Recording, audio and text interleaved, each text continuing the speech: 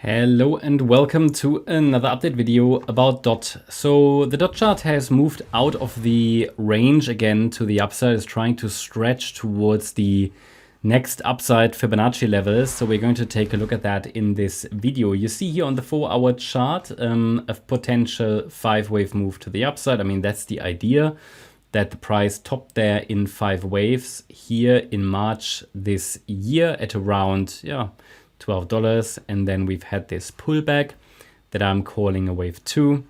It's possible the wave 2 has bottomed. Then, however, we need to see 5 waves to the upside to confirm that. At the moment, we only have 3 waves up. I only have a 1, 2, 3, 4, 5. That's needed. We're in the midst of the 3rd wave, if things go well. In the white count, I'm tracking here an A, B, C structure. And that would indicate that we can still drop lower into the support region. So that basically means we're not out of the woods yet. It's not really possible to confirm that we've bottomed in the wave 2. But what we can do, we can track relevant support levels and move them and adjust them as the price goes higher until we get then this 5-wave pattern completed.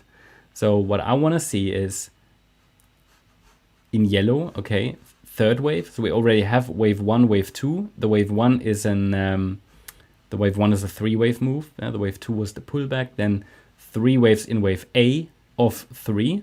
So the 3rd wave is still unfolding. Maybe a little bit more than half of it is done. This here might have been a B wave pullback. So A, B, and this could now be a C wave rally in the 3rd wave. I'm not convinced at all by this microstructure.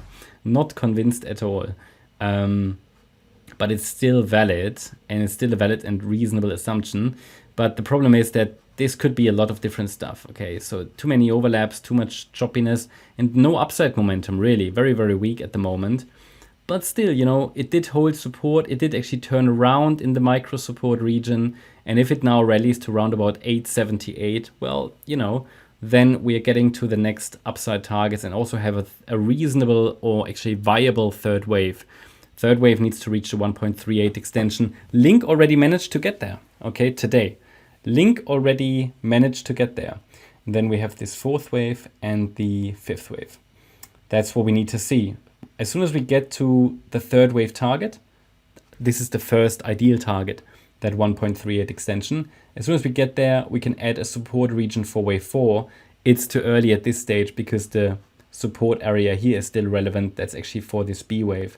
Technically speaking, this B wave might still be unfolding. Yeah.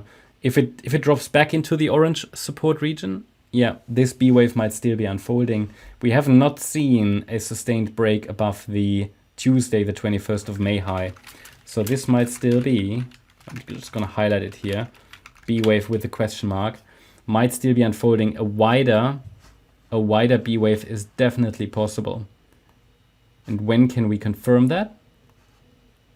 Well, it's all about, you know, when it breaks below the last low. So the Friday low at around $6.90, then the next support levels will be $6.67 and then $6.40. Below $6.40, I think the probabilities will then increase that this white B wave actually topped.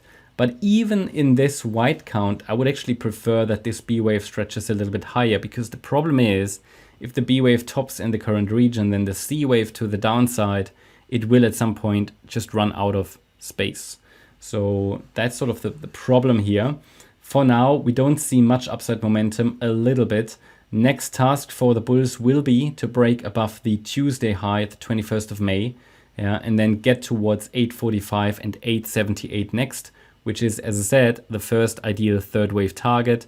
And then we need that 4th and the 5th wave. And then if we get finally with 5 waves to $9.40, well, then we have the first, let's say, clear confirmation that the entire correction that started up there in March, that this is completed. I won't be able to confirm it without seeing those 5 waves to the upside, but I can still track support with you, and we can sort of focus on the relevant support levels and focus on higher until support breaks. A break of support will be a first warning that is breaking down. That wouldn't be bearish, but it would mean that we are likely going to test here the lower support levels in the main support region below 460. There isn't really anything bullish left on this chart. That's the problem. That's the last reliable bullish support level. Okay, it could still, you know, there's this area here, no man's land, between the formal invalidation point, which is the beginning of wave 1, and the 78.6 fib level. This is where probabilities are shifting towards more bearish outcomes, but it's not invalidated yet. So that's sort of hopium area. So that's my update about DOT. Hope you liked the update. If you did, please hit the like button, leave a comment and subscribe. And if you really like the content, then please check out the channel membership. Also make sure that you follow us on Instagram and Twitter for additional content. Thanks a lot for watching. Bye-bye.